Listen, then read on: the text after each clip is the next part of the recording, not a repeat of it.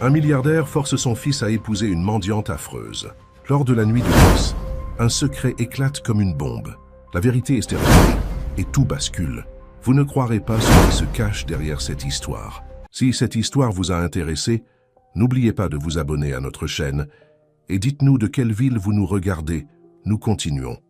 Le soleil de l'après-midi teintait d'or les vitres réfléchissantes de l'imposant siège des entreprises Moreau.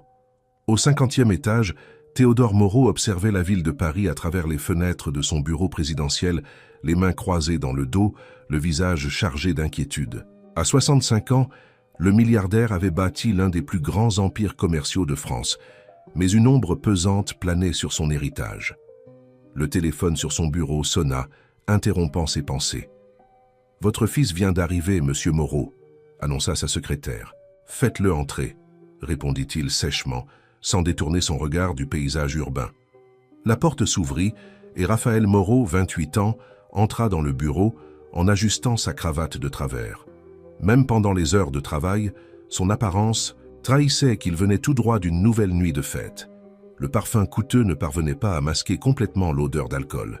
« Vous m'avez fait appeler, père ?» demanda-t-il, essayant de maintenir une posture professionnelle tout en se laissant tomber dans l'un des fauteuils en cuir. Théodore se retourna lentement, ses yeux pénétrants étudiant son fils avec un mélange de déception et de détermination. Tes photos en couverture des magazines People. Encore une fois. Sa voix était maîtrisée mais portait un poids qui fit se redresser Raphaël sur sa chaise. Cette fois-ci, te battant dans une boîte de nuit avec le petit ami d'un mannequin. Père, c'était un malentendu. La presse déforme toujours tout. Silence! Théodore frappa du poing sur le bureau, faisant sursauter son fils.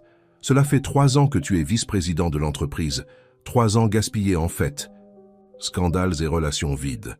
As-tu une idée de ce qui est en jeu ici? Raphaël passa la main dans ses cheveux bruns, les ébouriffant encore plus. Je sais, père. L'entreprise se développe. Les chiffres sont positifs. Il ne s'agit pas de chiffres, interrompit Théodore, sa voix tonnant dans la pièce. Il s'agit d'héritage, de responsabilité. Ta mère... Il fit une pause, maîtrisant son émotion. Ta mère rêvait de te voir prendre la présidence avec honneur.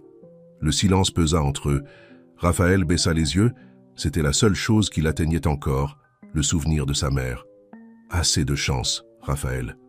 Théodore marcha jusqu'à son fauteuil présidentiel et s'assit, sa posture émanant l'autorité. J'ai une décision à t'annoncer, et elle est irrévocable. Le jeune héritier leva les yeux, un frisson parcourant son échine devant le ton de son père. Tu as 30 jours pour te marier. Raphaël écarquilla les yeux, un rire nerveux s'échappant de ses lèvres. Pardon? Tu m'as bien entendu. Dans 30 jours, tu seras marié à une femme que je vais choisir, où tu perdras tout, la vice-présidence, tes actions, ton héritage, tout. C'est de la folie. Raphaël se leva brusquement. Vous ne pouvez pas faire ça. Je peux et je vais le faire. Théodore ouvrit un dossier sur son bureau. Le contrat est déjà prêt. Tu as 2 options, accepter mes conditions ou sortir de ce bureau sans rien d'autre que ce que tu pourras emporter dans tes poches. Un mariage arrangé? En plein 21e siècle? Raphaël passa ses mains sur son visage, abasourdi. Et qui serait cette fiancée? Un sourire énigmatique apparut sur les lèvres de Théodore. J'ai déjà quelqu'un en tête, quelqu'un qui va t'apprendre la valeur du travail acharné et de l'humilité. C'est ridicule, je refuse de... Tu as jusqu'à demain pour me donner ta réponse. Théodore reporta son attention sur les documents sur son bureau, un geste clair de congédiement. Réfléchis bien, fils, pense à tout ce qui est en jeu. Raphaël resta immobile pendant quelques secondes, son esprit en ébullition. Finalement, il pivota sur ses talons et sortit du bureau, claquant la porte avec suffisamment de force pour faire trembler les fenêtres. Seul à nouveau, Théodore laissa ses épaules se détendre. Il prit un cadre photo dans son tiroir, où une femme au doux sourire l'enlaçait à côté d'un Raphaël adolescent. « Pardonne-moi, Hélène », murmura-t-il, passant ses doigts sur l'image, « mais c'est la seule façon de sauver notre fils. » Rangeant la photo, il prit son téléphone et composa un numéro. « J'ai besoin que vous localisiez quelqu'un pour moi », dit-il dès qu'on décrocha. « Une jeune femme qui travaille à la fleuristerie Printemps, dans le quartier de Montmartre. Non, je ne connais pas encore son nom, mais elle est exactement celle dont nous avons besoin. » Le parfum des roses fraîchement arrivées emplissait le petit espace de la fleuristerie Printemps. Claire Dubois, 25 ans, arrangeait soigneusement les bouquets dans la vitrine, tandis que le soleil du matin traversait les vitres poussiéreuses, créant un jeu de lumière entre les fleurs. Ses doigts habiles se déplaçaient avec délicatesse parmi les pétales, ajustant chaque fleur avec l'affection de quelqu'un qui connaît leur langage silencieux. « Claire, ma chérie, tu aurais déjà dû aller te reposer. » Madame Leclerc, la propriétaire de la fleuristerie, surgit de l'arrière-boutique en portant un arrosoir. La dame aux cheveux gris regarda avec inquiétude la jeune femme qu'elle considérait presque comme sa fille. « Tu es là depuis 5 heures du matin. »« Tout va bien, Madame Leclerc. » Claire sourit, replaçant une mèche de cheveux châtains qui s'obstinait à tomber sur ses yeux. « Vous savez que je n'arrive pas à dormir beaucoup de toute façon. » La vérité que Claire ne disait pas était que le foyer où elle dormait n'était pas l'endroit le plus confortable du monde. Après avoir tout perdu, c'était le seul endroit qu'elle pouvait appeler chez elle, partageant l'espace avec d'autres personnes dans une situation similaire. Mais elle gardait cette information pour elle, non par honte, mais pour ne pas inquiéter davantage la gentille dame qui lui avait donné une opportunité de travail. « Tu es tellement têtue, ma fille. » Madame Leclerc secoua la tête. « Au moins, arrête-toi pour prendre un café. J'ai apporté ce gâteau au yaourt que tu adores. » Claire allait répondre quand la clochette de la porte tinta.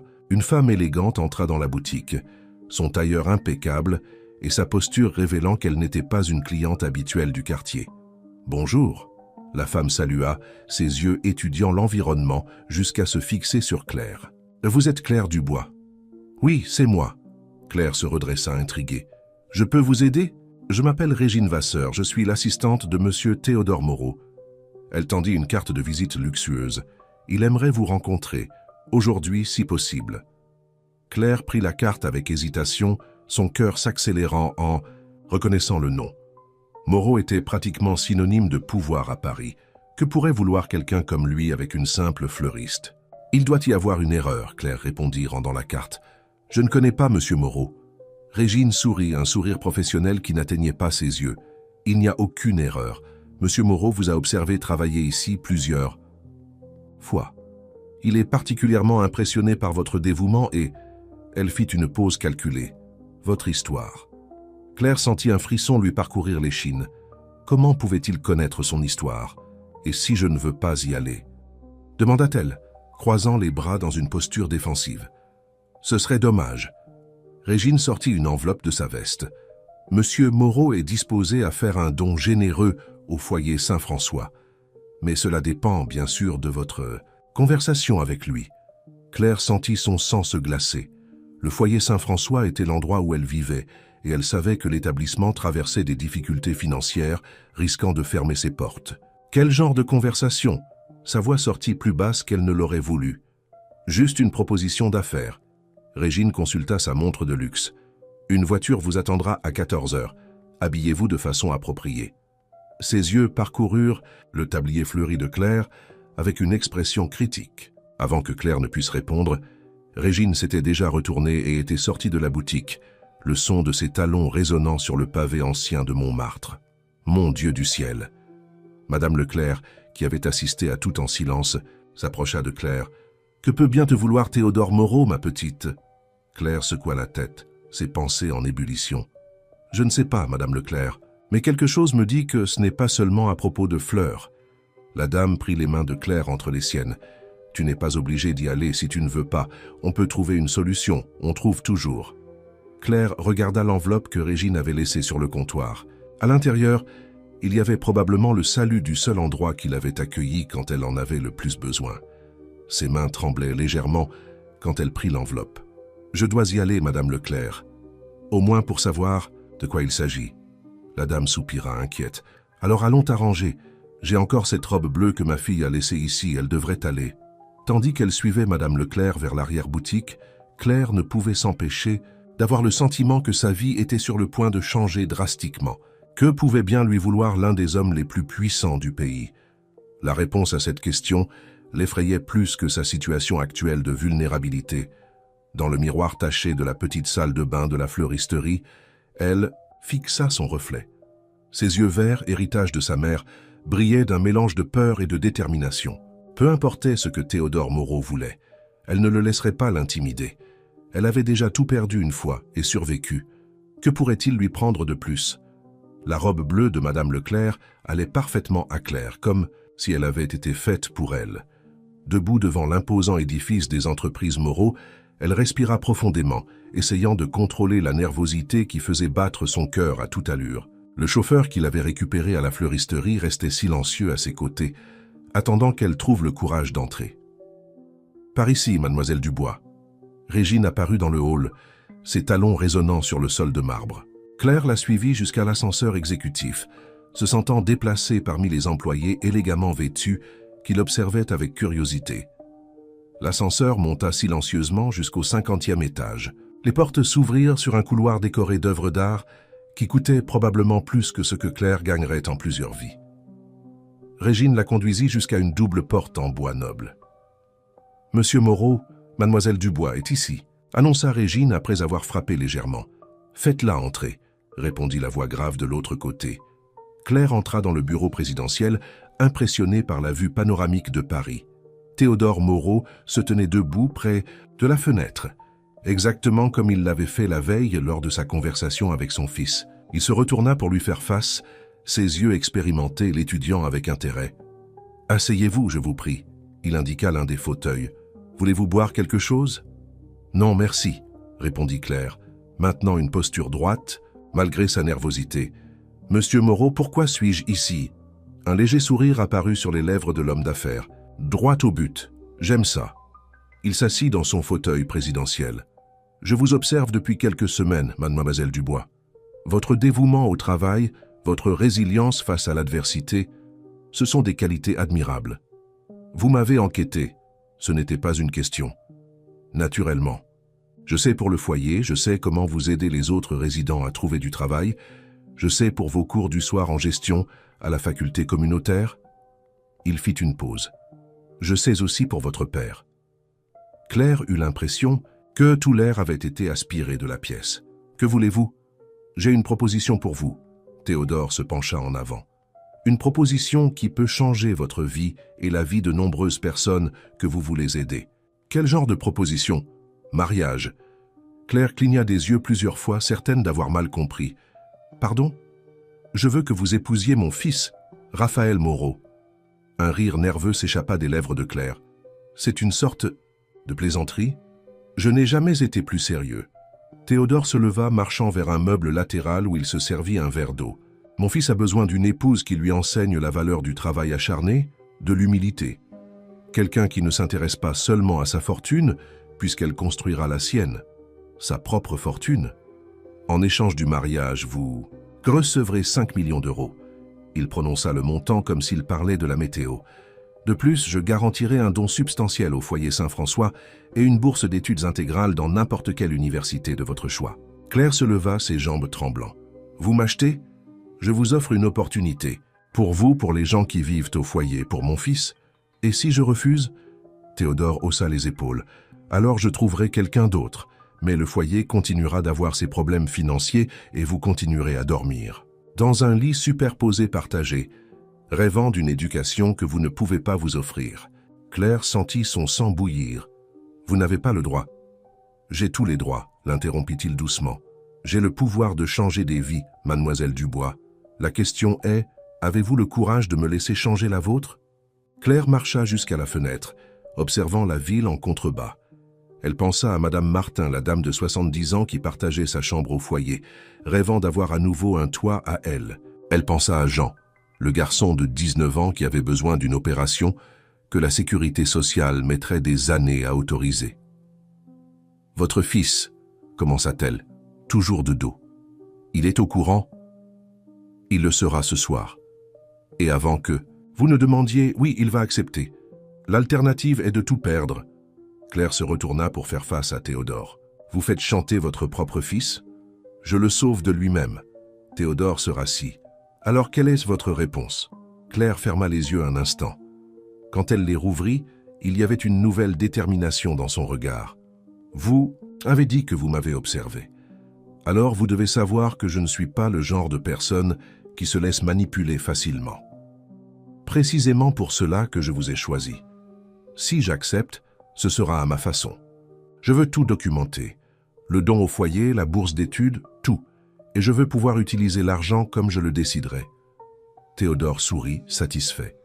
Comme je l'ai dit, des qualités admirables. Il prit une enveloppe dans son tiroir. Voici le contrat, déjà avec toutes vos exigences incluses. J'ai vraiment fait mes devoirs, mademoiselle Dubois. Claire prit l'enveloppe d'une main ferme. Quand? Le mariage aura lieu dans 30 jours. Régine s'occupera de tous les préparatifs. Il tendit un stylo doré. Alors, avons-nous un accord? Claire regarda le stylo, sentant le poids de la décision qu'elle était sur le point de prendre. Un mariage arrangé avec un homme qu'elle ne connaissait même pas, organisé par un milliardaire manipulateur. C'était de la folie, mais c'était aussi sa chance de faire la différence dans la vie de personnes qui avaient besoin d'aide. Sa main ne trembla pas quand elle prit le stylo.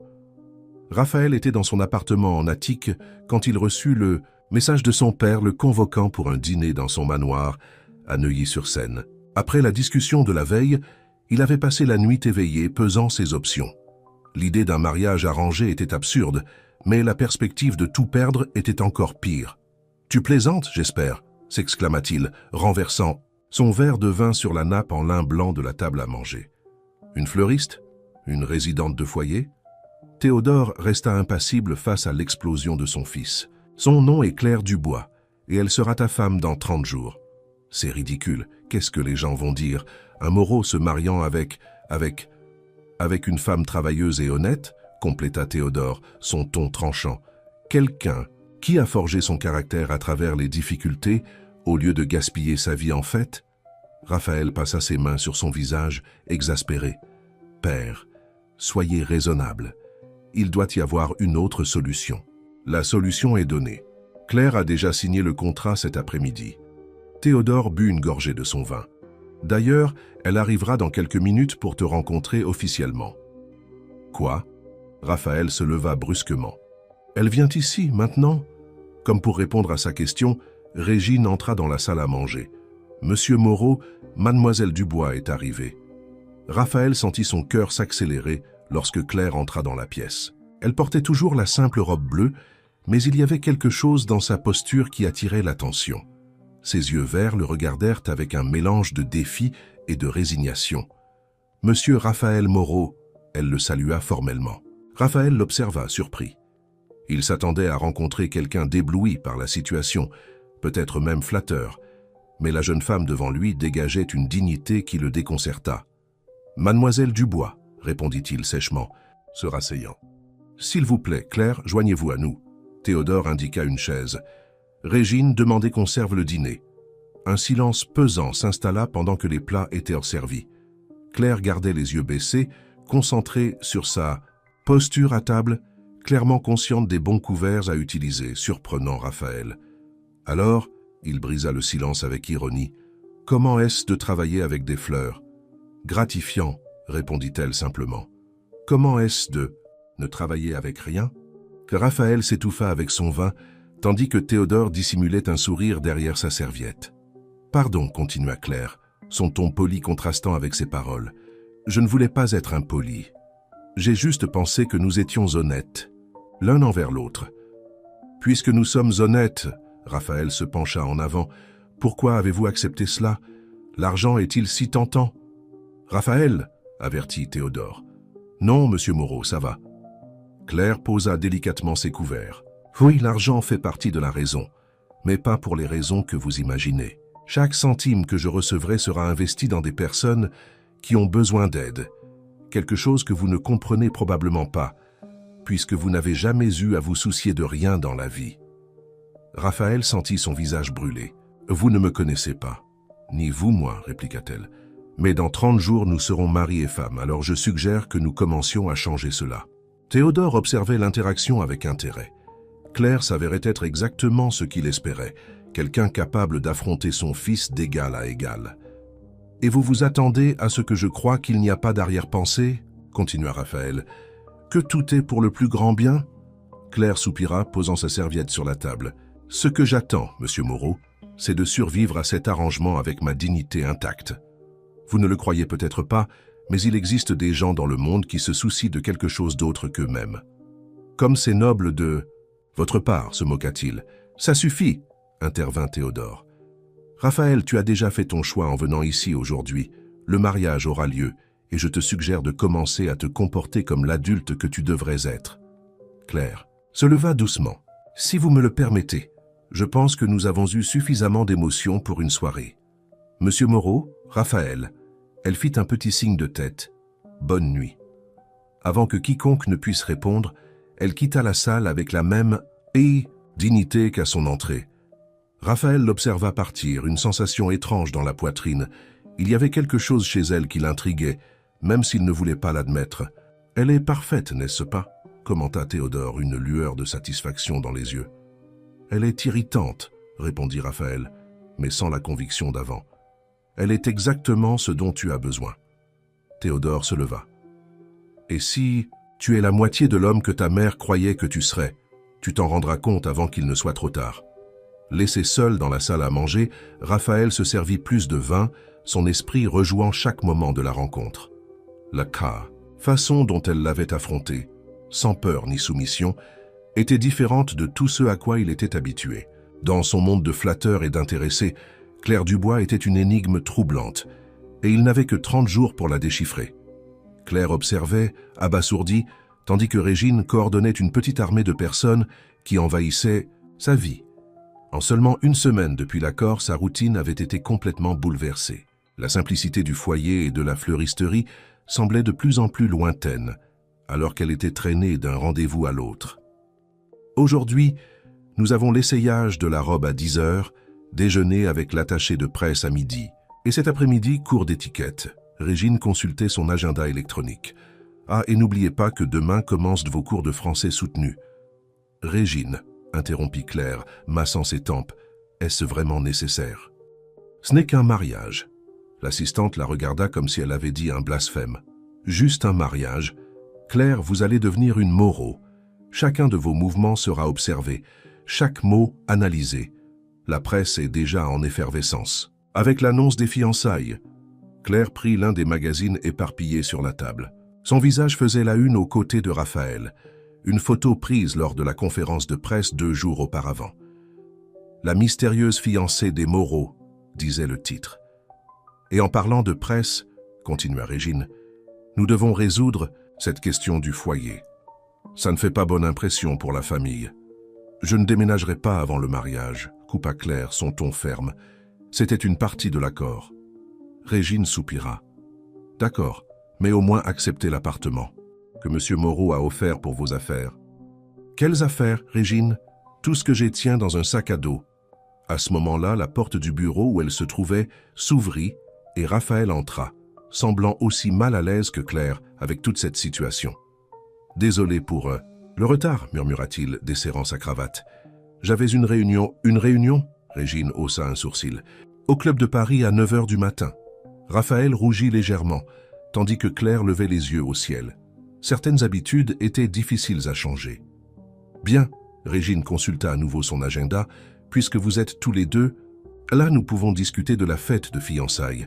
Ce sera samedi prochain. Non, Claire et Raphaël parlèrent en même temps, se surprenant l'un l'autre. Régine cligna des yeux, confuse. Comment ça, non? Je ne veux pas de fête, expliqua Claire. Moi non plus, ajouta Raphaël. Le cirque que sera le mariage ne suffit pas. C'était la première fois qu'ils étaient d'accord sur quelque chose, et le moment ne passa inaperçu pour aucun des deux. Mais c'est la tradition, protesta Régine. Tous les Moreau... Régine, l'interrompit Raphaël, sa voix étonnamment sérieuse.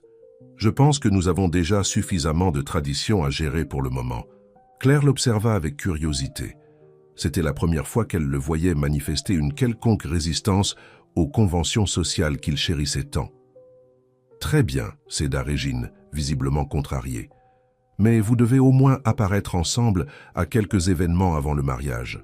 Créer une narration pour la presse, vous voyez? Que diriez-vous d'un café? Suggéra soudainement Claire. Raphaël la regarda, surpris. Quoi? Maintenant? Un café, répéta-t-elle. Sans assistant, sans presse, sans agenda. Juste un café. Régine ouvrit la bouche pour protester, mais Raphaël fut plus rapide. Pourquoi pas? Il haussa les épaules, un demi-sourire apparaissant sur ses lèvres. Je connais un endroit discret pas loin d'ici. » 20 minutes plus tard, ils étaient assis dans un petit café chaleureux, loin des regards curieux des médias. Claire tenait sa tasse de café au lait, observant Raphaël remuer distraitement son expresso. Alors, elle rompit le silence. « Comment gérez-vous tout cela ?» Il rit sans humour. « À part le fait d'être fait chanter par mon père pour épouser une inconnue ?»« Parfaitement. Et l'inconnue est assise juste en face de vous, répondit-elle, mais son ton était plus taquin qu'offensé. Raphaël l'étudia un moment. « Pourquoi avez-vous vraiment accepté cela, Claire ?» Elle réfléchit à la question un instant, appréciant la première fois qu'il utilisait son prénom. « Savez-vous ce que c'est de ne pas avoir le choix ?» commença-t-elle. « Je ne parle pas de choisir entre hériter de millions ou non. Je parle de choisir entre avoir un toit ou dormir dans la rue, entre manger ou avoir faim. » Raphaël détourna le regard mal à l'aise. « Quand votre père m'a fait cette proposition, poursuivit-elle, j'ai vu une chance non seulement de changer ma vie, mais de faire une différence dans la vie d'autres personnes. L'argent qu'il me donne, ça peut vous sembler peu, mais pour quelqu'un qui n'a rien. Et vous n'avez pas peur, demanda-t-il doucement. De la façon dont les gens vont vous traiter, de ce qu'ils vont dire? Claire sourit. Raphaël, je vis dans un foyer. Vous pensez que je ne sais pas ce que c'est d'être jugé? La différence, c'est que maintenant, je serai jugé en portant des vêtements chers. Pour la première fois depuis qu'ils s'étaient rencontrés, Raphaël rit sincèrement. Et Claire remarqua qu'il avait un beau sourire quand il n'était pas arrogant. « Vous êtes différente, commenta-t-il, plus pour lui-même que pour elle. »« Différente comment ?»« Je ne sais pas encore, admit-il, mais je pense que je vais le découvrir. » Claire sentit quelque chose changer dans l'air entre eux. Ce n'était pas de l'amour, ni même de l'amitié encore. Mais c'était un début, un petit moment de compréhension mutuelle au milieu du chaos que leurs vies étaient en devenues. « Encore du café ?» proposa-t-elle. « Pourquoi pas ?» répondit-il, et cette fois son sourire atteignit ses yeux.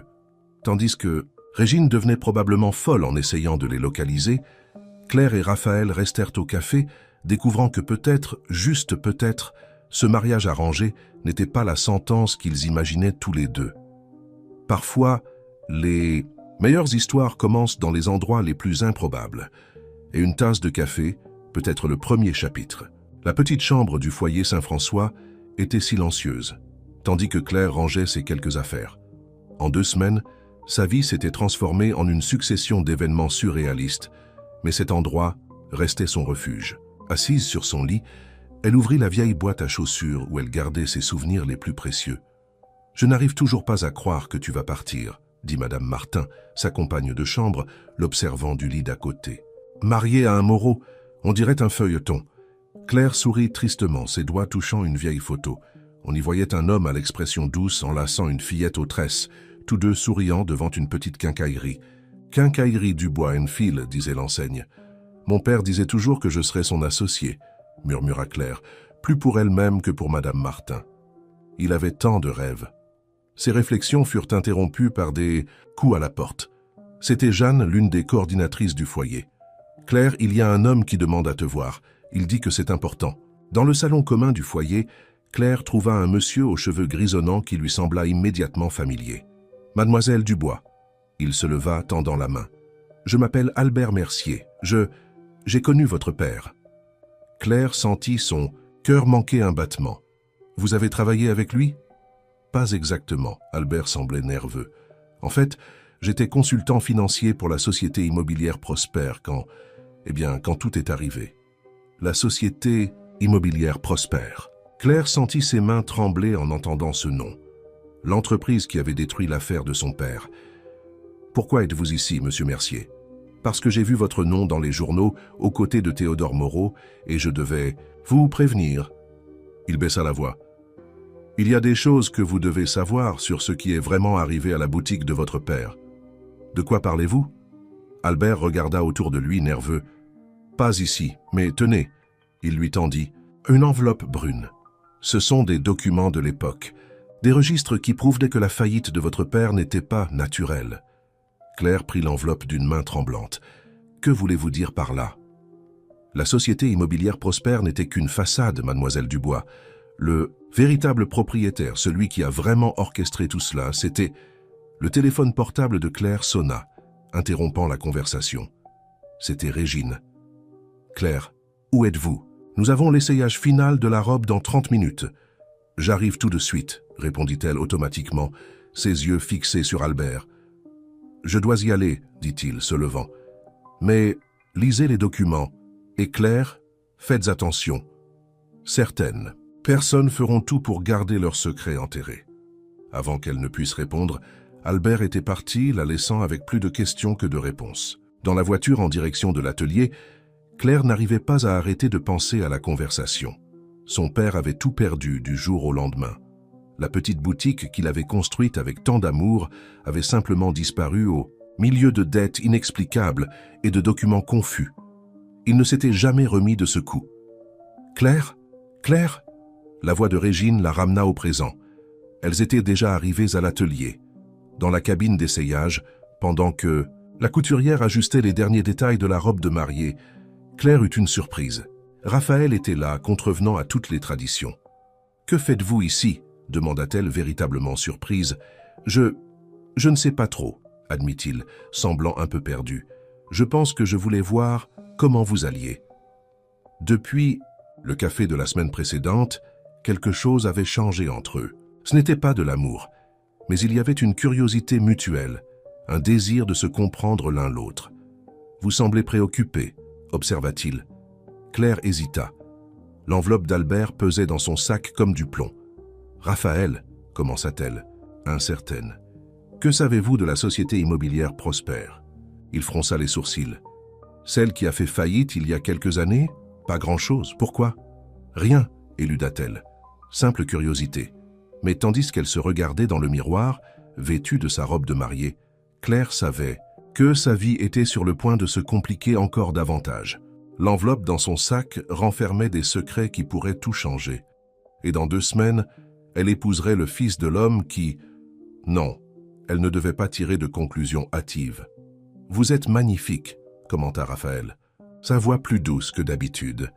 Claire sourit, mais son sourire n'atteignit pas ses yeux. Si Albert avait raison, elle s'apprêtait à entrer dans une toile bien plus complexe qu'elle ne l'imaginait. Et l'homme en face d'elle, qui commençait à montrer un côté plus humain chaque jour, était au cœur de tout cela. La question était, quand la vérité éclaterait, de quel côté se rangerait-il ?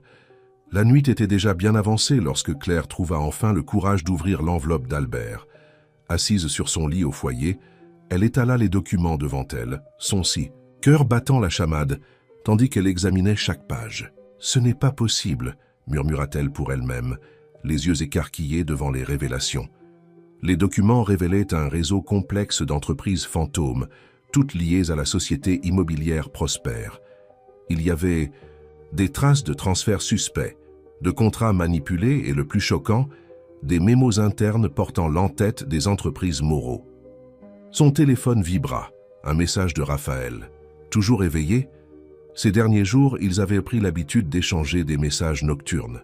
Cela avait commencé par des questions pratiques sur le mariage, mais avait progressivement évolué vers des conversations plus personnelles. « Oui, je n'arrive pas à dormir, » répondit-elle. « Je peux venir vous chercher pour un café ?» Claire regarda l'horloge, 23h45. « Maintenant ? Pourquoi pas ? Je connais un café ouvert 24h24. » Elle hésita, regardant les documents éparpillés. C'était peut-être l'occasion de sonder Raphaël sur le passé de sa famille. « D'accord, retrouvez-moi dans 20 minutes. » Dans le café presque vide, Claire observait Raphaël remuer distraitement sa tasse. Il semblait différent la nuit, plus détendu, plus authentique. « Vous savez, » commença-t-il, « je n'aurais jamais pensé dire ça, mais je commence à m'habituer à l'idée de vous épouser. » Claire sentit son estomac se nouer. Comment réagirait-il s'il connaissait la vérité ? « Raphaël, » commença-t-elle prudemment, « comment était votre père quand vous étiez enfant ?» Il sembla surpris par la question. « Pourquoi ?»« Simple curiosité, je veux mieux connaître la famille que je m'apprête à intégrer. » Raphaël resta silencieux un moment. « Il a beaucoup changé après le départ de ma mère. Avant, il était plus humain, je crois. Après, il n'existait plus que l'entreprise. Et savez-vous comment il a bâti l'empire Moreau ? Les histoires officielles, vous les connaissez. » Il haussa les épaules. Il a commencé petit, fait de bons investissements, grandi organiquement. Et les histoires non officielles ? Quelque chose changea dans le regard de Raphaël. « Pourquoi toutes ces questions, Claire ? Elle prit une profonde inspiration. « Votre père a-t-il toujours joué franc jeu dans les affaires ? Personne ne construit un empire en jouant totalement franc jeu, répondit-il avec une honnêteté surprenante. Mais pourquoi cela importe-t-il maintenant ? Claire sortit l'un des documents de son sac, le plus inoffensif, et le fit glisser sur la table. C'était une coupure de journal ancienne montrant l'inauguration de la boutique de son père. « Vous connaissez cet endroit ?» Raphaël examina la photo. « Quincaillerie Dubois en fil. »« Non, je n'en ai jamais entendu parler. »« C'était celle de mon père, » dit doucement Claire, « et elle a été détruite par une série de manœuvres financières exécutées par la société immobilière Prosper. » Claire, Que savez-vous de cette société immobilière, Raphaël ? La vérité. Il passa ses mains sur son visage, semblant soudain fatigué. Juste des rumeurs, qu'elle était utilisée pour des opérations complexes. Mais c'était avant que je ne m'implique dans les affaires de la famille. Et si je vous disais que j'ai des documents prouvant que votre père était derrière tout ça ? Le silence qui suivit fut assourdissant.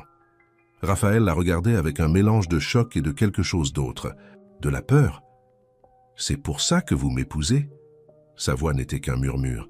« Par vengeance ? Non !» Claire tendit la main, touchant la sienne instinctivement. « Quand j'ai accepté, je ne savais rien de tout ça. Je ne l'ai découvert qu'aujourd'hui. » Raphaël ne retira pas sa main. « Et maintenant que vous savez ? Maintenant je ne sais plus quoi penser, ni quoi faire. Montrez-moi, demanda-t-il soudainement. Quoi ? Les documents, tous. Je veux voir par moi-même. Claire hésita. Vous êtes sûre ? Claire, il serra légèrement sa main. Dans 2 semaines, nous serons mari et femme. Si nous voulons que ça fonctionne, nous avons besoin de vérité. Même si elle fait mal. Quelque chose dans la façon dont il dit cela fit accélérer le cœur de Claire. Là se trouvait un Raphaël différent du playboy arrogant qu'elle avait rencontré. Celui-ci était vulnérable, sincère. D'accord, acquiesça-t-elle. Mais pas ici. Ils finirent dans l'appartement de Raphaël, assis sur le sol du salon spacieux, les documents éparpillés entre eux. Tandis que les heures de la nuit passaient, ils plongèrent ensemble dans une histoire d'ambition, de pouvoir et de conséquences. « Mon Dieu !» murmura Raphaël après avoir lu le dernier document. « Comment ai-je pu ne jamais rien savoir de tout ? Ça ? Parfois on choisit de ne pas voir, » répondit doucement Claire. Il la regarda, ses yeux brillants d'une nouvelle compréhension. « C'est pour ça que vous êtes si forte. Vous avez dû l'être. »« Raphaël, non, » l'interrompit-il. « Je dois vous dire quelque chose. Depuis que je vous ai rencontré, je remets en question tout ce que je croyais savoir sur ma vie, sur mon père, sur moi-même. » Claire sentit son cœur s'emballer. « Et c'est une bonne ou une mauvaise chose ? C'est effrayant, admit-il, mais c'est aussi libérateur. » Le soleil commençait à se lever quand ils réalisèrent qu'ils avaient passé toute la nuit à parler. Claire se leva rassemblant les documents. « Je dois y aller. Régine doit être en train de faire une crise parce que je ne suis pas au foyer. »« Claire !» l'appela Raphaël alors qu'elle était à la porte. « Que va-t-on faire de tout ça ?» Elle se retourna pour lui faire face. « Je ne sais pas. Mais quoi que ce soit, je pense qu'on doit le faire ensemble. » Il acquiesça, un petit sourire aux lèvres. « Ensemble. » Tandis que le chauffeur la ramenait au foyer, Claire réalisa que quelque chose de fondamental avait changé cette nuit-là. La vérité sur le passé avait créé un pont inattendu entre elle et Raphaël. Maintenant, le mariage arrangé ne semblait plus être seulement un accord commercial. C'était une alliance entre 2 personnes, découvrant que peut-être, juste peut-être, elles avaient besoin l'une de l'autre plus qu'elles ne l'imaginaient. Le bureau de Théodore Moreau était silencieux, tandis qu'il analysait les derniers rapports financiers. Un coup ferme à la porte interrompit sa concentration. « Entrez !» ordonna-t-il, sans lever les yeux.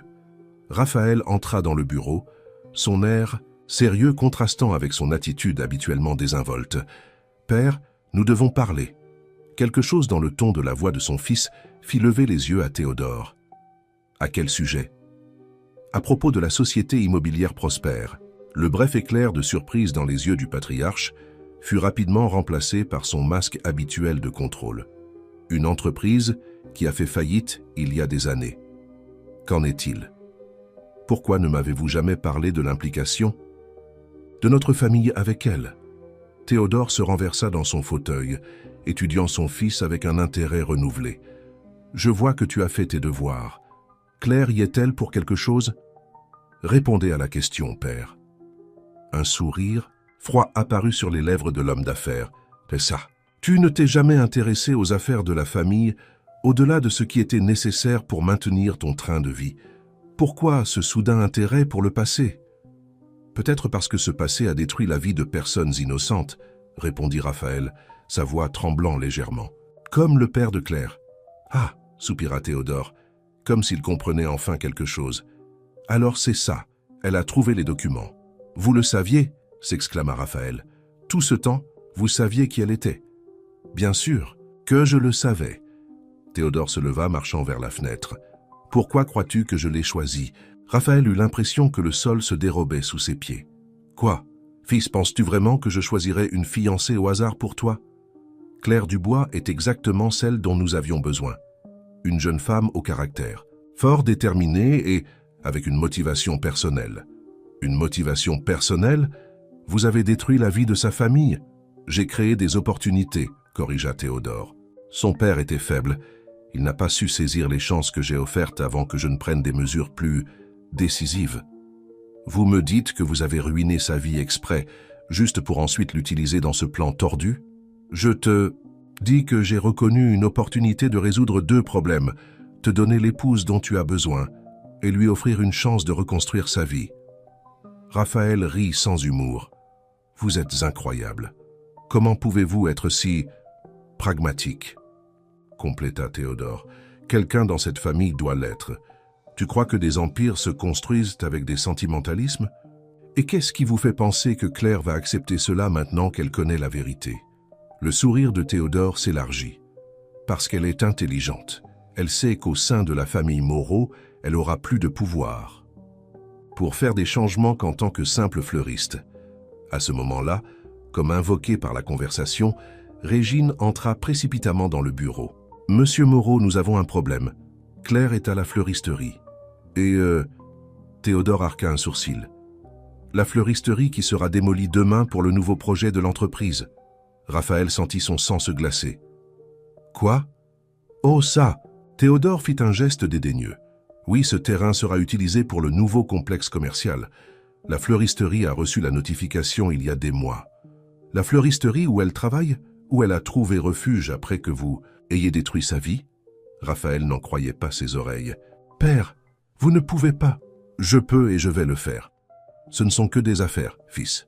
Claire doit apprendre cela si elle veut faire partie de cette famille. » Raphaël n'attendit pas d'en entendre davantage. Il sortit en courant du bureau, laissant Théodore avec un sourire satisfait aux lèvres.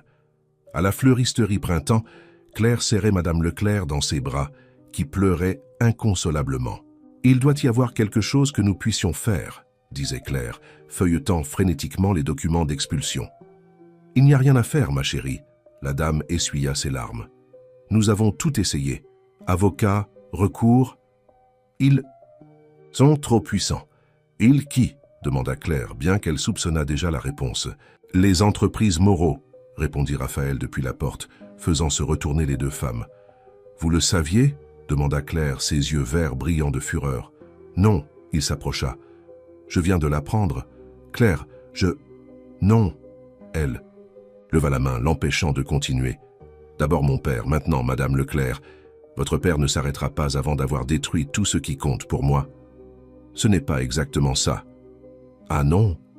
Alors dites-moi, Raphaël, comment c'est? Parce que de là où je suis, on dirait que votre père élimine méthodiquement chaque morceau de ma vie d'avant le mariage. » Raphaël passa ses mains dans ses cheveux, désespéré. « Je peux essayer de lui parler. »« Pas la peine. » Claire redressa les épaules, une nouvelle détermination dans son regard. « Je vais lui parler moi-même. » Claire attendait. « Le mariage est dans 1 semaine, Raphaël. Il est temps que votre père apprenne que la belle-fille qu'il a choisie n'est pas aussi manipulable qu'il le pensait. » Tandis que Claire quittait la fleuristerie, Raphaël l'observa avec un mélange d'admiration et d'inquiétude. Son père avait calculé chaque mouvement, chaque pièce de ce jeu. Mais peut-être, juste peut-être, avait-il sous-estimé la force de la femme qu'il avait fait entrer dans sa famille. La question était, quand la poussière retomberait, que resterait-il? L'empire Moreau? Le mariage qui commençait à peine à avoir un sens? Ou simplement les ruines d'un autre rêve détruit par le pouvoir et l'ambition? Le bruit des talons de Claire résonnait dans les couloirs de l'immeuble des entreprises Moreau, tandis qu'elle avançait, déterminée, vers le bureau de Théodore. Régine tenta de l'intercepter à la réception, mais quelque chose dans le regard de la jeune femme la fit reculer. Mademoiselle Dubois, Monsieur Moreau est en réunion importante, essaya d'argumenter la secrétaire.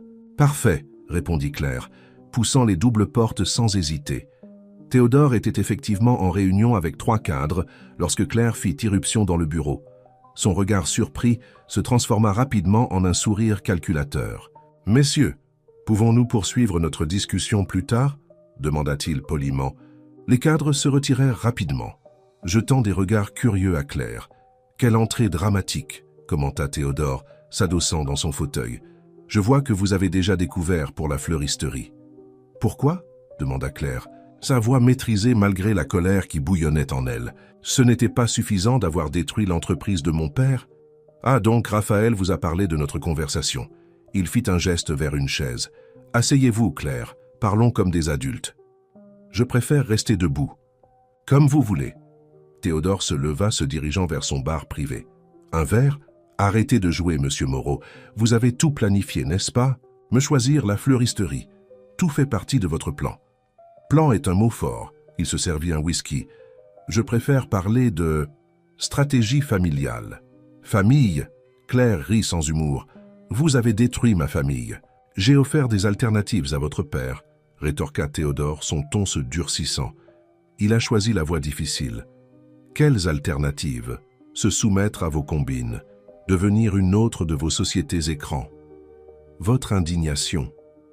Fait compréhensible mais mal dirigée. Il but une gorgée. Tout ce que j'ai fait, chaque décision que j'ai prise, c'était en pensant à l'avenir, à l'héritage que j'ai construit. Et cela justifie de détruire d'autres personnes. Les autres sont faibles, Claire. Vous ne l'êtes pas. Il la regarda intensément. C'est pour ça que je vous ai choisi. J'ai vu en vous la même force que j'ai vue en moi quand j'ai commencé. La différence, c'est que vous avez encore des principes. Et ça vous dérange? Au contraire. C'est exactement ce dont Raphaël a besoin, ce dont les entreprises Moreau ont besoin. Claire sentit son estomac se retourner. Alors c'est... Ça, je ne suis qu'un autre investissement. Vous êtes l'avenir de cette famille, corrigea Théodore. Une femme assez forte pour remettre mon fils dans le droit chemin et assez intègre pour nettoyer notre nom quand nécessaire. Et la fleuristerie, ça fait aussi partie de votre plan brillant? C'est juste un test, il haussa les épaules. Je veux voir jusqu'où va votre loyauté. Loyauté? Claire s'approcha du bureau, y posant ses mains. Vous n'avez aucune idée de ce qu'est la loyauté. La loyauté, c'est ce que Madame Leclerc m'a montré en me donnant une chance quand personne d'autre ne le ferait. C'est ce que les gens du foyer ont les uns envers les autres, partageant le peu qu'ils ont. Très touchant. Théodore sourit avec condescendance. Mais dans le monde réel, Claire l'interrompit, il y a des gens comme vous qui confondent le pouvoir et droit, qui pensent que l'argent justifie tout. Et des gens comme vous qui croient encore aux contes de fées. Non, elle se redressa. Des gens comme moi qui n'ont plus rien à perdre. Quelque chose dans le ton de Claire fit vaciller le sourire de Théodore. Que voulez-vous dire? Que vous avez commis une erreur en me choisissant. Elle prit son sac. Vous m'avez donné accès à tout ce dont j'avais besoin pour exposer vos manigances. Chaque document, chaque preuve. Vous ne feriez pas ça. Il plissa les yeux. Vous détruiriez Raphaël aussi. Raphaël, elle sourit tristement. Il est déjà au courant de tout. Et contrairement à vous, il a choisi le bon camp. Comme s'il avait été convoqué, Raphaël entra dans le bureau à ce moment-là. Ses yeux croisèrent ceux de Claire, avant de se fixer sur son père. Les dénonciations ont déjà été faites, annonça-t-il. Toutes les preuves ont été envoyées au parquet. Théodore pâlit. Vous ne pouvez pas... Si, nous le pouvons et nous l'avons fait. Raphaël s'approcha de Claire. C'est fini, père. Tous les stratagèmes, toutes les manipulations. Vous ne comprenez pas. Théodore frappa du poing sur le bureau. Tout ce que j'ai construit était basé sur des mensonges, compléta Claire. Mais il est encore temps de réparer les choses, en commençant par la fleuristerie. Théodore les regarda longuement, son empire s'écroulant devant ses yeux. Finalement, Il se laissa tomber dans son fauteuil. « Que voulez-vous » Premièrement, Raphaël prit les devants. La fleuristerie reste où elle est. Deuxièmement, un fonds de compensation pour toutes les entreprises qui ont été lésées par vos manœuvres, y compris la famille de Claire. Et troisièmement, ajouta Claire, vous allez vous retirer de la présidence. Il est temps qu'une nouvelle génération prenne la relève. Une qui comprenne que le succès ne justifie pas de détruire des vies. Et si je refuse? Alors les preuves seront rendues publiques, dit simplement Raphaël. C'est votre choix. Le silence qui suivit fut assourdissant. Finalement, Théodore prit un stylo. « Vous avez gagné, murmura-t-il. Peut-être ai-je mieux choisi que je ne le pensais. » Tandis qu'ils quittèrent le bureau ensemble, Raphaël prit la main de Claire. « Vous avez été incroyable, chuchota-t-il. Nous l'avons été, corrigea-t-elle, serrant sa main. Et nous avons encore un mariage à planifier. Vous voulez toujours vous marier, après tout ça ?» Claire s'arrêta, se tournant pour lui. Faire face. « Maintenant, plus que jamais. Mais pas pour l'accord, pas pour votre père. Pour nous, compléta-t-il, un sourire sincère illuminant son visage. Dans l'ascenseur, descendant vers une nouvelle phase de leur vie, Claire réalisa que parfois les meilleures histoires d'amour naissent des circonstances les plus improbables, et que parfois, il faut tout perdre pour trouver quelque chose de bien plus précieux. Les jours qui suivirent la confrontation avec Théodore furent une véritable révolution au sein des entreprises Moreau. Raphaël prit officiellement la présidence, avec Claire à ses côtés, en tant que conseillère spéciale pour les projets sociaux, un poste qu'elle avait insisté pour occuper avant même le mariage. À la fleuristerie Printemps, Madame Leclerc ne pouvait retenir ses larmes en lisant le nouveau contrat de location, désormais avec un loyer réduit et une durée prolongée de 10 ans. « Je n'arrive pas à y croire. » La dame serra Claire dans ses bras pour la 10e fois ce matin-là. « Comment avez-vous réussi cela, ma chérie ?» Claire échangea un regard complice avec Raphaël, qui observait la scène adossée au chambranle de la porte. « Disons que j'ai appris à négocier avec les Moreau. Et les Moreau ont appris à négocier avec elle, » compléta Raphaël en s'approchant. « En fait, Madame Leclerc, nous avons une proposition pour vous. » Claire sourit, sortant une enveloppe de son sac. « Nous voulons transformer la fleuristerie Printemps en une coopérative. Vous resteriez la propriétaire principale, mais nous offririons une formation et un emploi à des personnes en situation de vulnérabilité. Comme un projet pilote, expliqua Raphaël. Si ça fonctionne, nous pourrons l'étendre à d'autres commerces locaux. » Madame Leclerc les regarda tous les deux, les yeux embués. « Vous formez un beau couple, vous savez. Quand vous êtes arrivé ici pour la première fois, » elle pointa Raphaël du doigt, « tout guindé et mal à l'aise avec les fleurs, j'ai pensé, voilà qui va nous causer des problèmes. » Raphaël rit, se souvenant de sa première visite. À la fleuristerie, quelques jours plus tôt, il était venu chercher Claire après une réunion particulièrement tendue sur les changements dans l'entreprise. « Et maintenant » demanda-t-il amusé. « Maintenant ?» La dame sourit. « Maintenant, vous savez faire la différence entre un lys et une marguerite, et c'est déjà un progrès. » Claire observait l'interaction, le cœur réchauffé. Les dernières semaines avaient transformé Raphaël d'une manière qu'elle n'aurait jamais imaginé possible. Le playboy irresponsable avait cédé la place à un homme déterminé à faire la différence. « Claire ?»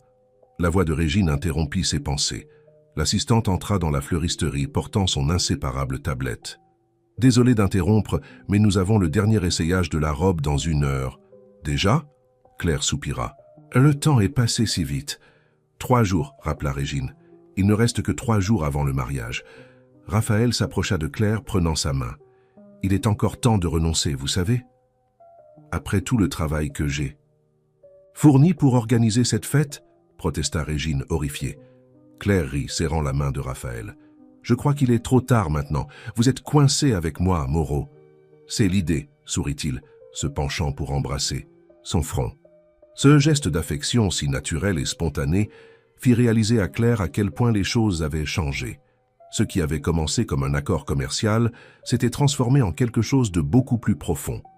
Plus tard, à l'atelier, pendant que la couturière faisait les derniers ajustements sur la robe, Claire reçut une visite inattendue. « Puis-je entrer ?» demanda Théodore Moreau depuis la porte. Claire hésita un moment, mais acquiesça. Depuis la confrontation dans son bureau, il s'était à peine parlé. « Vous êtes magnifique », commenta-t-il, l'observant dans le miroir. « Merci, répondit-elle, prudente. Un problème avec les documents du fonds de compensation? Non. Non, il s'approcha lentement. Je suis venu m'excuser. Claire se retourna pour lui faire face, surprise. Quand je vous ai choisi, poursuivit-il, je pensais simplement trouver quelqu'un d'assez fort pour contrôler mon fils. Je n'ai pas réalisé que j'amenais quelqu'un capable de transformer notre famille entière. Monsieur Moreau, appelez-moi Théodore, l'interrompit-il doucement. Après tout, dans 3 jours, vous serez officiellement ma fille. Claire sentit les larmes lui monter aux yeux. Vous n'êtes plus en colère? En colère? Il sourit tristement. Claire, vous et Raphaël avez fait ce que j'aurais dû faire il y a des années. Mettre fin aux jeux de pouvoir, aux manipulations. Vous avez transformé mon héritage de destruction en quelque chose de positif. Il y a encore beaucoup de travail à faire, observa-t-elle. Oui, il y en a, acquiesça-t-il. Et c'est pour cela que je suis venu. Je veux aider, si vous me le permettez. Pas en tant que président, pas en tant que contrôleur, mais en tant que famille. Claire étudia l'homme en face d'elle. Ces derniers jours, Théodore Moreau semblait avoir vieilli de plusieurs années. Mais il y avait quelque chose de différent dans ses yeux, une humilité qui n'y avait jamais été auparavant. « Famille », répéta-t-elle le mot, testant son poids. « Je pense qu'on peut essayer. » Théodore sourit. Et pour la première fois depuis que Claire le connaissait, le sourire atteignit ses yeux. « Vous savez, » commenta-t-il, la regardant à nouveau dans le miroir, « vous me rappelez Hélène, la mère de Raphaël. Elle n'avait jamais peur de me tenir tête quand j'avais tort. » Claire sentit son cœur se serrer. C'était la première fois qu'il mentionnait sa défunte épouse. Comment était-elle? Forte, courageuse, déterminée à faire ce qui était juste, décrivit-il, sa voix douce au souvenir. Exactement comme vous. Lorsque Théodore partit, laissant Claire seule avec ses pensées, elle réalisa que le mariage arrangé s'était transformé en quelque chose de bien plus grand qu'elle, où Raphaël n'aurait pu imaginer. Ce n'était pas seulement l'union de 2 personnes, mais la réconciliation d'une famille, le début d'une nouvelle ère pour les Moreau. Et dans 3 jours, quand elle marcherait vers l'autel, ce ne serait plus par accord ou par obligation. Ce serait par amour, pas seulement pour Raphaël, mais pour tout ce qu'ils pourraient construire ensemble. Le matin du mariage se leva avec un ciel extraordinairement bleu sur Paris. Dans l'hôtel luxueux où la cérémonie devait avoir lieu, Claire observait par la fenêtre le va-et-vient des fournisseurs qui installaient les dernières décorations dans le jardin. Dans quelques heures, cet espace se transformerait en le décor de son union avec Raphaël. « Ceci est arrivé pour vous. » Régine entra dans la chambre portant une ancienne boîte en bois. « Monsieur Moreau a demandé qu'elle vous soit remise personnellement. » Claire ouvrit la boîte avec précaution et sentit son cœur s'arrêter un instant. À l'intérieur se trouvait un délicat collier de perles et un mot écrit par Théodore. « Chère Claire, ce collier appartenait à Hélène, et avant elle, à ma mère. C'est une tradition dans la famille Moreau que la mariée le porte le jour de son mariage. Hélène disait toujours qu'il devait revenir à la femme qui rendrait Raphaël heureux. Aujourd'hui, je sais que vous êtes cette femme. Avec affection, Théodore. Avez-vous besoin d'aide pour le mettre ?» Une voix douce demanda depuis la porte. C'était Madame Leclerc, déjà vêtue de sa tenue de témoin, les yeux brillants d'émotion. Tandis que la dame attachait le collier autour de son cou, Claire ne pouvait retenir ses larmes. « Comment suis-je arrivée ici, Madame Leclerc? Parfois, ça ressemble à un rêve. »« Ce n'est pas un rêve, ma chérie, » sourit la fleuriste, ajustant le collier. « C'est le destin. Parfois, la vie nous mène par des chemins étranges pour nous amener exactement là où nous devrions être. » La chambre se remplit bientôt de l'équipe de maquillage et de coiffure. Entre les retouches et les ajustements, Claire recevait des messages affectueux des résidents du foyer, qui étaient déjà en route pour la cérémonie. Tous vêtus de nouveaux habits, cadeaux de Raphaël. Dans une autre chambre de l'hôtel, Raphaël ajustait sa cravate pour la 10e fois, sa nervosité évidente. « Fils » Théodore entra dans la pièce, déjà impeccable dans son costume. « Il est l'heure. »« Père, je... » Raphaël hésita. « Et si je n'étais pas assez bien pour... » « Elle ?» Théodore s'approcha, aidant son fils avec sa cravate. « Claire n'a pas besoin que tu sois parfait, Raphaël. Elle a besoin que tu sois authentique, comme tu l'as été ces derniers mois. » « Vous l'avez vraiment bien choisi, » sourit Raphaël, « même si c'était pour les mauvaises raisons. » Parfois, on fait la bonne chose pour les mauvaises raisons. Théodore haussa les épaules. L'important est qu'à la fin, l'amour ait trouvé son chemin. Dans le jardin, les invités commençaient à arriver. C'était un mélange unique. Des cadres en costumes coûteux s'asseyaient à côté des résidents du foyer, tous unis pour célébrer une histoire d'amour qui avait défié toutes les attentes. Quand la musique commença à jouer, Raphaël sentit son cœur s'accélérer.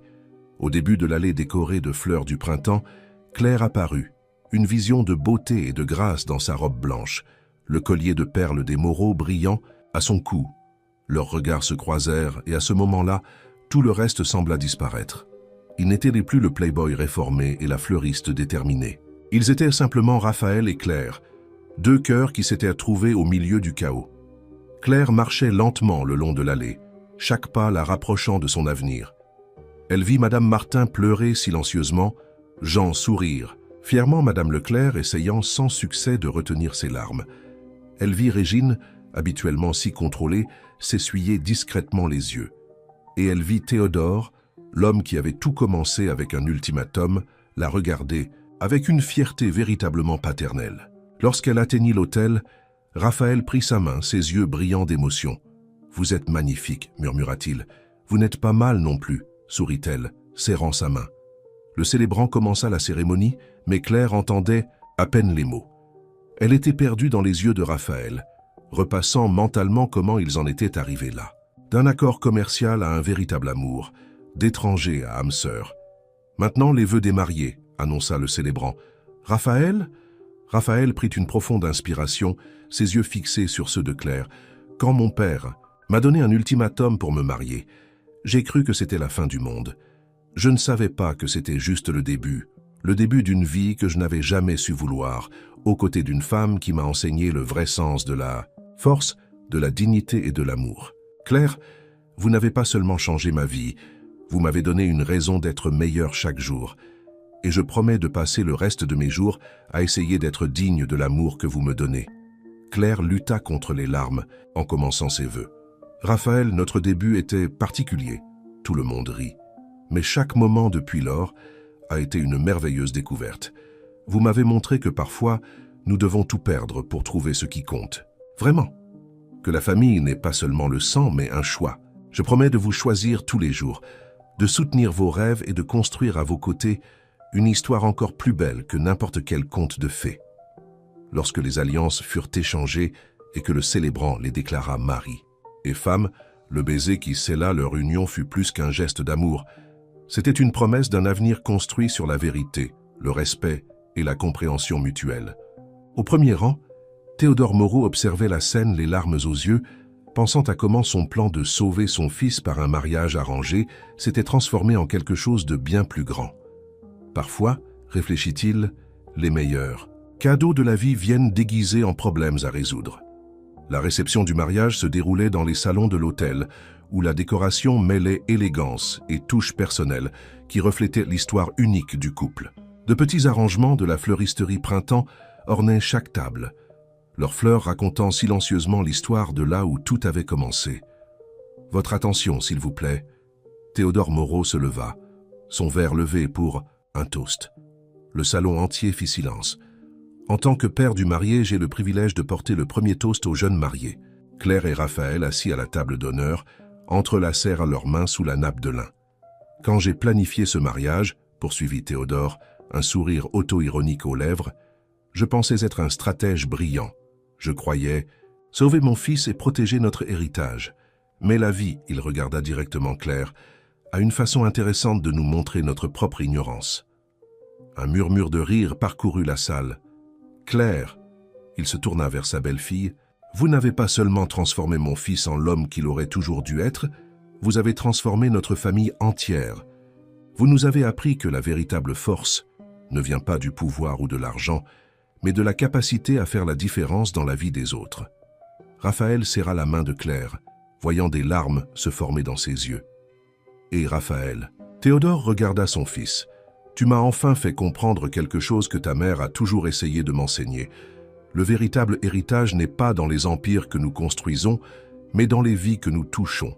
Je suis fier de l'homme que tu es devenu. » À Claire et Raphaël, il leva son verre. Que votre union continue de nous inspirer à être de meilleures personnes. À Claire et Raphaël, répétèrent tous les invités à l'unisson. Après le toast, la piste de danse fut ouverte. Raphaël conduisit Claire au centre de la salle pour leur première danse en tant que mari et femme. « Êtes-vous heureuse ?» chuchota-t-il tandis qu'ils dansaient. « Plus que je n'aurais jamais imaginé possible », répondit-elle, posant sa tête sur son épaule. La fête se poursuivit comme un véritable conte de fées moderne. Madame Leclerc dansait joyeusement avec des cadres de l'entreprise. Jean, encore en convalescence après son opération réussie, discutait avec des médecins intéressés par l'expansion du programme de soins gratuits que les Moreau avaient initié. Dans un moment calme, Claire trouva Régine assise seule, observant la fête avec un sourire satisfait. « Vous savez, » commenta l'assistante lorsque Claire la rejoignit, « en toutes mes années d'organisation d'événements, je n'ai jamais rien vu de tel. De tel comment? Si, authentique. Quand tout a commencé, je pensais que ce ne serait qu'un mariage arrangé de plus dans la haute société. Mais vous deux, » elle secoua la tête, admirative, « vous avez prouvé que l'amour peut naître dans les endroits les plus improbables. » Claire sourit, observant Raphaël converser avec animation avec un groupe de résidents du foyer. « Parfois, nous avons juste besoin d'une chance pour montrer qui nous sommes vraiment. » Et en parlant de chance, Régine sourit mystérieusement. « J'ai une surprise pour vous. » Elle tendit à Claire une enveloppe dorée. À l'intérieur se trouvaient des documents officiels, transformant le foyer Saint-François en une fondation, avec des ressources garanties par les Moreau pour les 20 prochaines années. C'était l'idée de Raphaël, expliqua Régine. Il a passé la dernière semaine à finaliser les détails. Claire sentit son cœur déborder d'amour. Elle chercha son mari, comme c'était étrange et merveilleux de penser à lui ainsi parmi les invités. Leurs regards se croisèrent à travers la salle, et il sourit, ce sourire qui n'était que pour elle. Plus tard, alors que la fête battait son plein, Claire monta sur scène pour lancer son bouquet. Mais avant, elle avait quelque chose à dire. « Ce bouquet, commença-t-elle, a été fait à la fleuristerie Printemps, où mon histoire avec Raphaël a vraiment commencé. Chaque fleur représente une personne qui nous a aidés à arriver jusqu'ici. Des personnes qui nous ont appris que la famille va bien au-delà du sang. » Elle se retourna pour lancer le bouquet, mais s'arrêta. « En fait, sourit-elle se retournant à nouveau, je crois que je sais exactement qui devrait le recevoir. » Marchant jusqu'à Madame Martin, qui l'observait les yeux embués, Claire lui remit le bouquet en personne. « Pour la femme qui m'a appris qu'il n'est jamais trop tard pour recommencer. » La fête continua tard dans la nuit, une célébration non seulement de l'amour entre Claire et Raphaël, mais de toutes les transformations que leur union avait apportées. L'ancien empire Moreau se transformait en quelque chose de nouveau, une force pour le bien, un exemple de comment le pouvoir peut être utilisé pour améliorer des vies. Quand les derniers invités commencèrent à partir, Claire et Raphaël s'échappèrent sur le balcon de l'hôtel. La ville brillait sous le ciel étoilé, comme des milliers de petites promesses d'un avenir radieux. « Alors, Madame Moreau, » Raphaël l'enlaça par derrière, « prête pour notre prochaine aventure ?» Claire sourit, s'appuyant contre lui. « Tant que c'est avec vous, je suis prête à tout. » La douce brise nocturne portait le parfum des fleurs du printemps, leur rappelant d'où tout avait commencé. Un ultimatum qui s'était transformé en le plus grand cadeau de leur vie. 6 mois après le mariage, la fleuristerie Printemps était méconnaissable. Le petit établissement s'était transformé en un centre de formation et d'emploi pour les personnes en situation de vulnérabilité, conservant son charme d'origine, mais désormais avec une mission bien plus grande. Claire observait fièrement Madame Leclerc guider un groupe d'apprentis sur les soins aux orchidées. La fleuristerie employait maintenant 15 personnes, toutes issues du programme social initié par les Moreau. « Vous pensez échanger le bureau de la présidence contre un tablier de fleuriste ?» La voix de Raphaël résonna derrière elle, la surprenant avec un baiser dans le cou. « Qui sait ?» sourit-elle, se retournant pour lui faire face. Ce serait un changement intéressant pour la vice-présidente des entreprises Moreau. Le titre sonnait encore étrangement aux oreilles de Claire. Après le mariage, elle et Raphaël avaient complètement restructuré la gestion de l'entreprise. Tandis qu'il assumait la présidence avec une vision plus humaine des affaires, elle coordonnait tous les projets sociaux et durables du groupe. En parlant de changement, Raphaël prit sa main. « Père vient d'appeler. Le premier centre de formation professionnelle sera inauguré le mois prochain. Le centre de formation Moreau Construit sur le terrain qui abritait autrefois l'une des sociétés écrans de la société immobilière Prosper, était le tout nouveau projet de la famille. Un espace dédié à offrir des cours professionnels gratuits, en priorité pour les personnes en situation de vulnérabilité. Comment avance le projet du foyer? Madame Leclerc s'approcha ayant terminé son cours. Incroyablement bien, répondit Claire avec enthousiasme. La rénovation est presque terminée. Dans 2 semaines, le Saint-François sera le premier foyer-école du pays. La transformation du foyer avait été l'idée de Raphaël. En plus d'offrir un abri, le lieu disposerait désormais de salles de classe, de laboratoires informatiques et d'une cuisine industrielle pour des cours de gastronomie. Et le meilleur, ajouta Raphaël, c'est que Madame Martin sera la coordinatrice générale. Qui l'eût cru, rit Madame Leclerc, de résidente à coordinatrice. Voilà la vraie transformation sociale. À ce moment-là, le téléphone de Claire vibra avec un message de Régine. Réunion avec les investisseurs confirmée pour demain. Ils sont très intéressés par le modèle d'entreprise sociale. Vous savez ce qui est le plus incroyable? Claire montra le message à Raphaël. D'autres entreprises commencent à suivre notre exemple. C'est parce qu'elles ont une leader inspirante, répondit-il, embrassant son front. La clochette de la porte tinta, annonçant l'arrivée de Théodore Moreau. Le patriarche de la famille était différent, plus léger, plus serein. Dans ses mains, il portait un vieux dossier. « Claire, ma chère. » Il l'étreignit affectueusement. « J'ai apporté quelque chose que vous devez voir. » Dans le dossier se trouvaient de vieilles photos de la quincaillerie du père de Claire. Mais ce n'était pas seulement des photos, c'étaient des projets, des rêves qu'il avait pour développer l'entreprise. « J'ai trouvé cela dans les archives de l'entreprise, » expliqua Théodore. « Votre père était un visionnaire, Claire, et je pense qu'il est temps de réaliser ses rêves. » Claire regarda Raphaël d'un air interrogateur, qui souriait comme s'il était déjà au courant. « Que mijotez-vous? Que diriez-vous, » commença Raphaël, « de transformer ces projets en réalité? Un réseau de quincaillerie axé sur la durabilité et la responsabilité sociale. Le nom de votre père mérite cet héritage. » Claire sentit les larmes lui monter aux yeux. « Du bois en fil, du bois en famille, » corrigea doucement Théodore, « parce que c'est ce que nous sommes maintenant. » Sur le trottoir devant la fleuristerie, Jean passait avec son groupe de soutien pour jeunes en rétablissement. Un autre projet né de la transformation, des Moreau. Il leur fit un signe enthousiaste, sa cicatrice d'opération à peine visible maintenant. C'est incroyable comme tout a changé en si peu de temps, réfléchit Claire, observant l'animation de la rue. Le quartier entier était différent, plus vivant, plus plein d'espoir. « Vous avez tout changé !» Raphaël l'enlaça par derrière. « Vous avez changé l'entreprise, changé notre famille, vous m'avez changé... » « Nous avons changé, » corrigea-t-elle, se retournant dans ses bras. « Ensemble.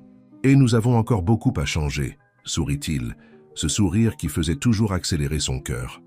Ce soir-là, lors du dîner hebdomadaire de la famille, qui incluait désormais non seulement les Moreau, mais aussi Madame Leclerc, Madame Martin et plusieurs autres personnes devenues essentielles dans leur vie, Claire observait les conversations animées, les rires, l'amour qui circulait librement entre tous. L'ultimatum que Théodore avait donné à Raphaël, des mois auparavant, semblait maintenant un cadeau du destin.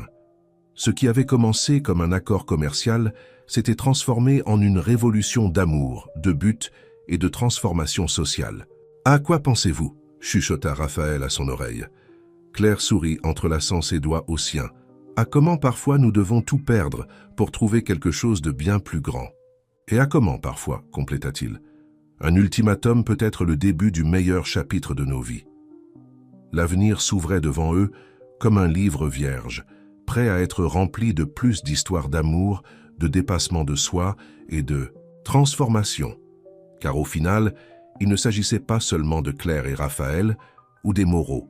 Il s'agissait de la façon dont l'amour véritable a le pouvoir de transformer non seulement 2 personnes, mais toute une communauté.